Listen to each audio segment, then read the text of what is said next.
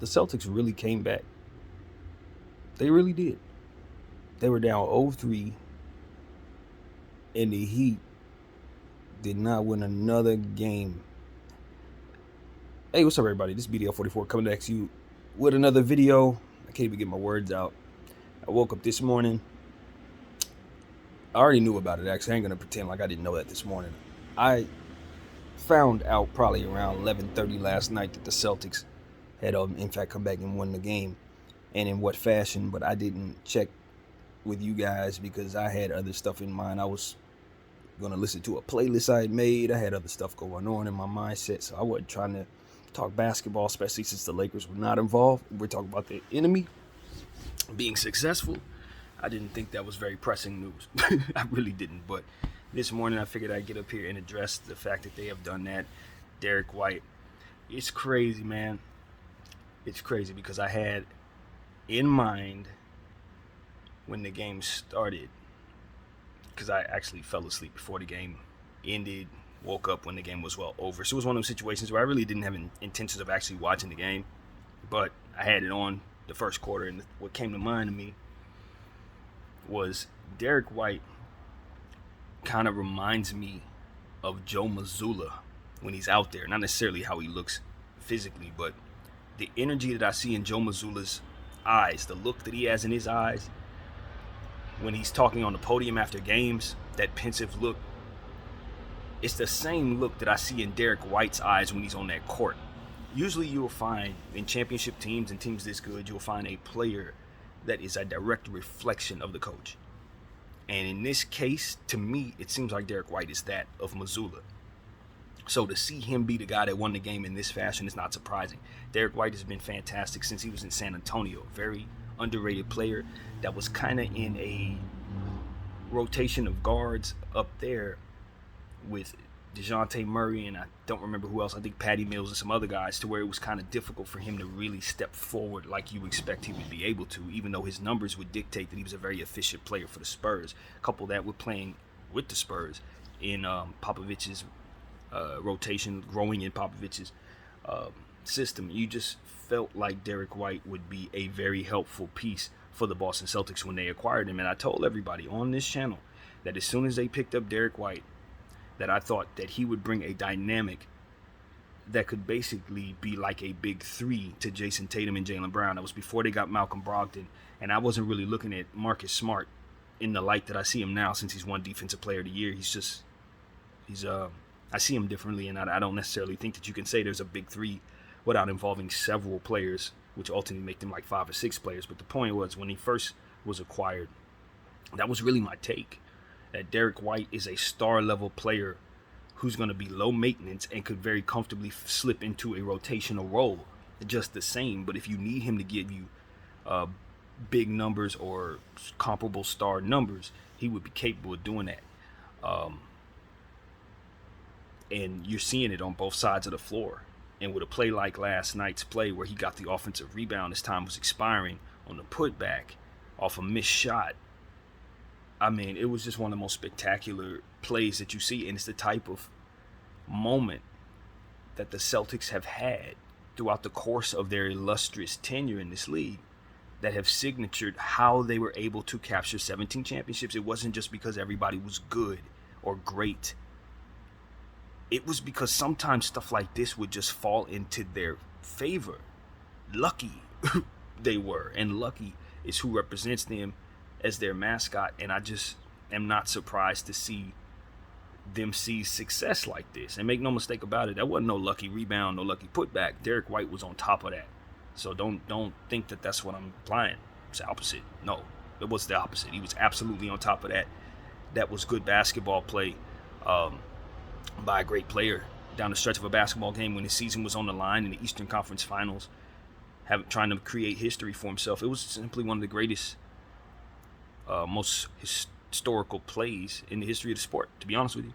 I mean, it's a little soon to say that, I would say, but when you consider the fullness of what they were doing, they're on the road, they're down by 1, time is expiring, free throws were just hit to basically put them out of it. If he doesn't do this, the Heat are going to the finals. History doesn't get made. They come all the way back from 0-3 to 3-2 just to fall short if for not this offensive rebound and put back at the buzzer.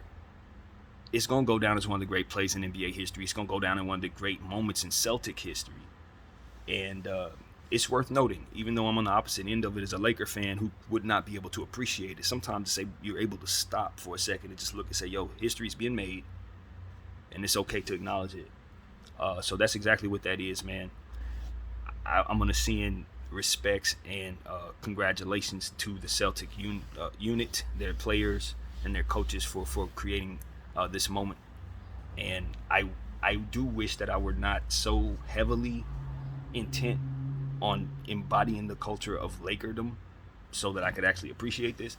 I'm not able to, but from a space of appreciating sports and appreciating the sport that we talk about every day, this is a spectacular moment. And I told people at the beginning of the Lakers situation, it wasn't the beginning, but we were down 0-3. I told you guys in a video that I made that I think somebody was going to do this. I said I didn't know if the Lakers were going to do it because I didn't think we had the right players in place to kind of display that. To be honest with you, I didn't think that was our character.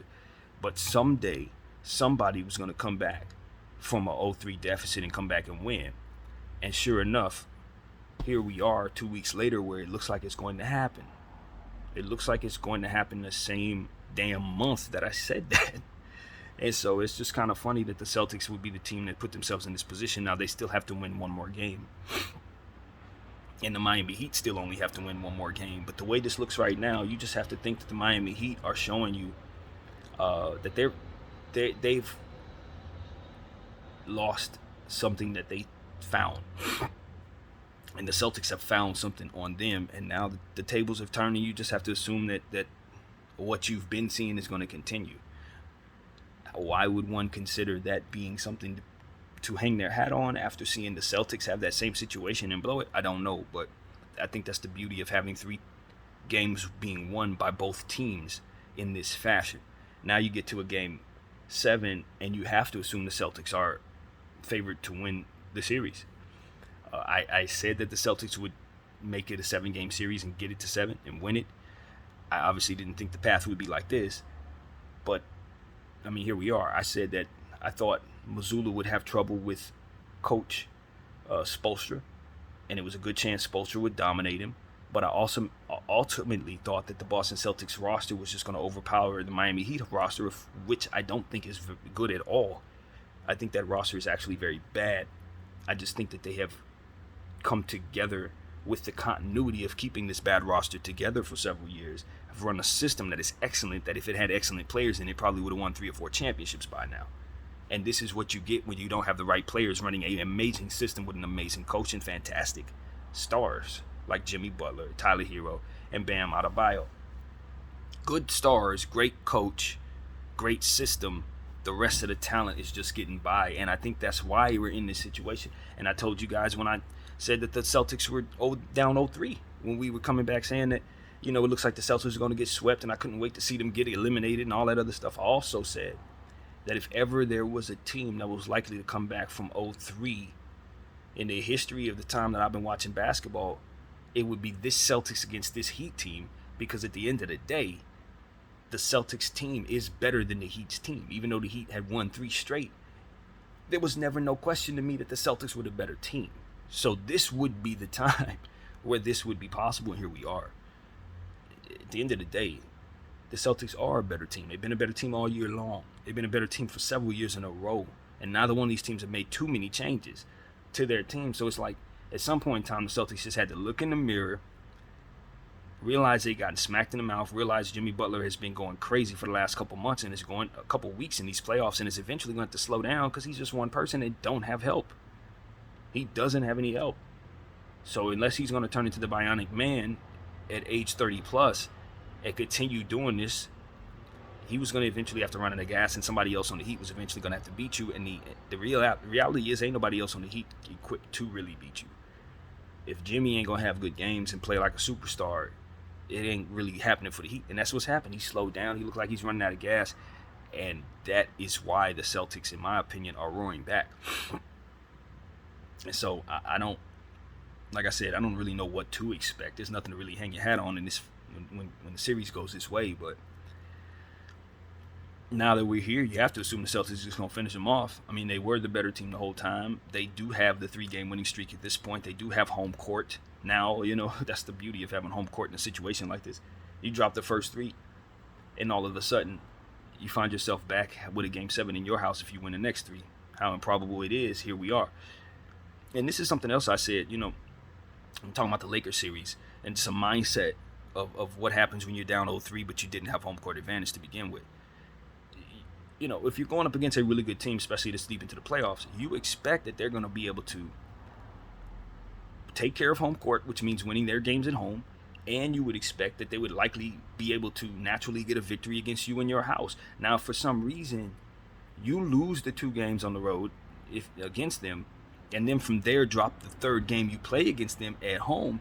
Yeah, you're down 0-3, but what you expected to take place going up against a really good team is kind of just falling into place. It's just unfortunate in the succession that you've lost those games, but you still expect throughout the course of the series for them to possibly get 3 games, because they're going to take care of their home court and they're going to get 1 in your building. So what you need to do is try to get 3 games of your own to match that. And if you're a good enough team, regardless of when you get those wins, you will find a way to capture those wins in spite of the other team doing what they're supposed to do. And if that falls into place, you will be in the Game 7. And so that's the mentality when you don't have home court advantage. You got to play the first 2 games on the road, and for some reason you drop those games, and then for some reason unluckily drop that first game at home. Now you're down 0-3, but the mentality should never change. The fact that they did what they were supposed to do, now it's time for us to take care of what we got to take care of. And I think the Celtics kind of had that mentality. Don't let us get 1. They got 1. Don't let us get 2. They got a second one. And in the 3rd game, something miraculous happened, and here we are. You see what I'm saying? And so that's all it takes. When you have the mentality that you understand what you're up against, if you don't let the psychological pressure of win or go home get to you, you can kind of just psych yourself into doing what you're supposed to do. You know what I mean? And maybe get lucky. And look, it took a little luck. The Celtics had to have some things go right. Vincent had to go down in Game 5. And maybe if he plays and does what he normally does, they don't even get this far. But because it went that way, we're here. And this is why I say don't allow yourself to play extra basketball. May this be a lesson every playoffs team going forward. Don't allow yourself to lose games on purpose in the playoffs if you can help it. Don't dig yourself holes, as I always say about my Lakers, doing stuff you ain't got no business doing and just kind of living with it afterward. Nah, because when you play extra basketball, you could have a rolled ankle Gabe Vincent situation that could cost you in a series like this, and you look up and you're hurting.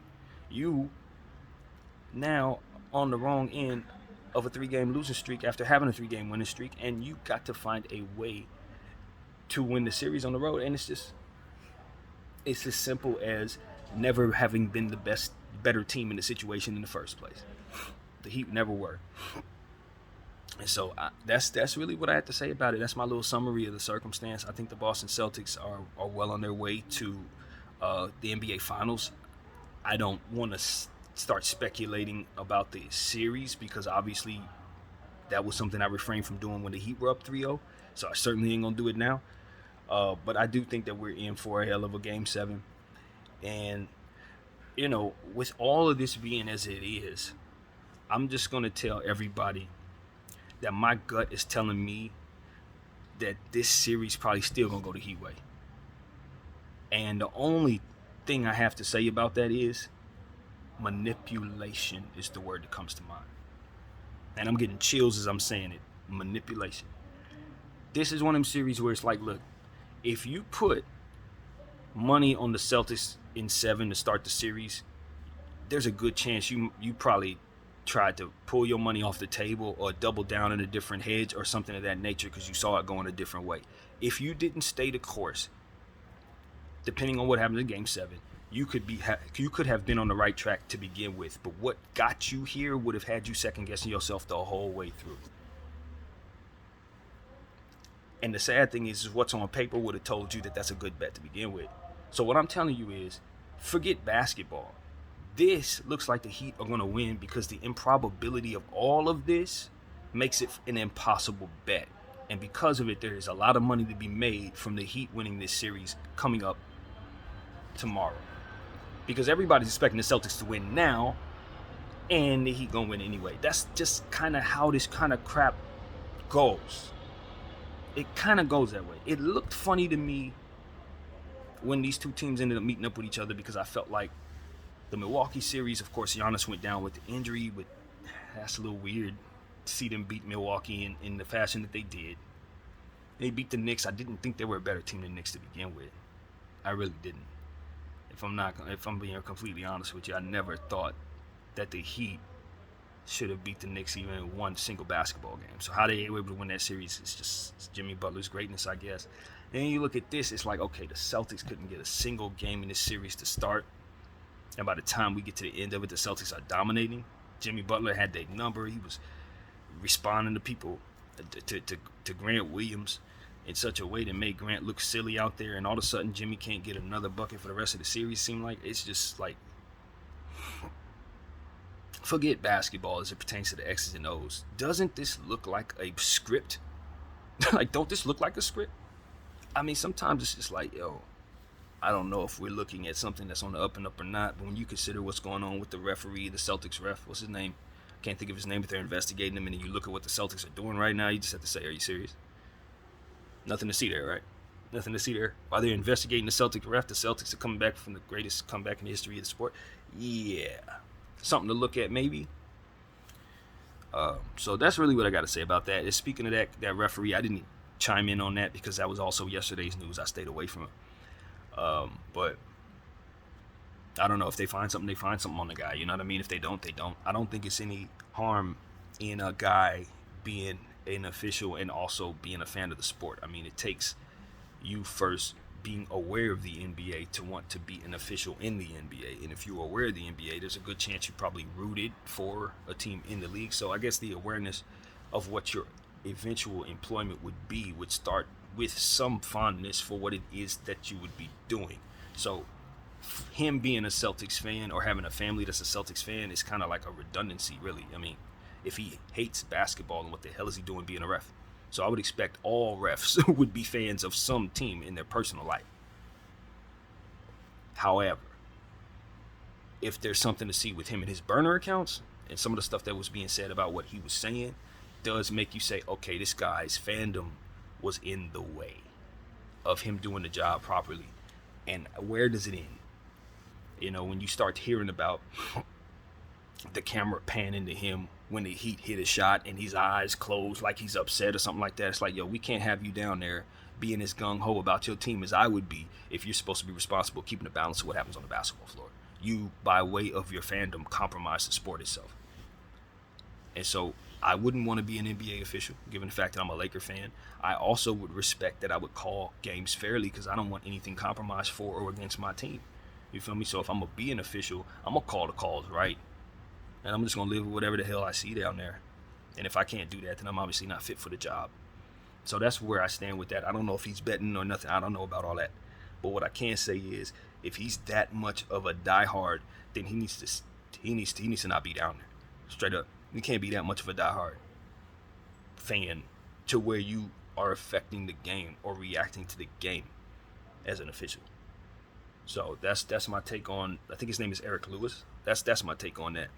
If his family's a Celtics family, I'm a Laker family, you know what I mean? And if my kid wanted to be an official, I would hope that my Laker fandom wouldn't get in the way of him being able to do his job. But at the same time, it's like this. He would be raised in a household to know that I would not respect no compromising of what you're doing for us or for anybody else. You make sure that you are doing your job on the right side of the fence, and you make sure that your teammates, your other officials, doing the job right way.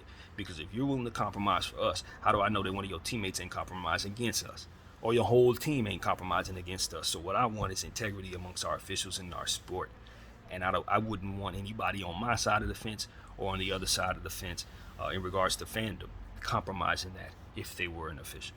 So that's what I have to say, and that's where it ends. So that is my video for the day. I just wanted to address the Celtics, congratulate them from an enemy perspective, but from a fan of the sports perspective as well, a fan of the players who are able to accomplish this in that uniform. I think it's a big deal. A rookie coach putting himself in a position to accomplish that, I think is a very big deal as well. So we got to give credit to those guys. It doesn't make us feel better as Laker fans to have gotten swept. We couldn't get a single game out of this. I think it makes our situation look a lot worse, I guess you can say. So, yeah, whatever. Either way, that's what it is. The Boston Celtics will be playing against the Miami Heat in Boston tomorrow for Memorial Day, Game 7. Totally nothing to see there with this being a Memorial Day Game 7 with historical ramifications together. There's nothing to see there, I promise, right? Anyway, so that's pretty much what it is. I hope everybody can live with the bets that they've made in regards to these NBA playoffs, because I can tell you I would be pulling my hair out if I had any. So that's kind of how that goes. But that's pretty much it. My name is BDL44. I thank you all for watching. I'm out.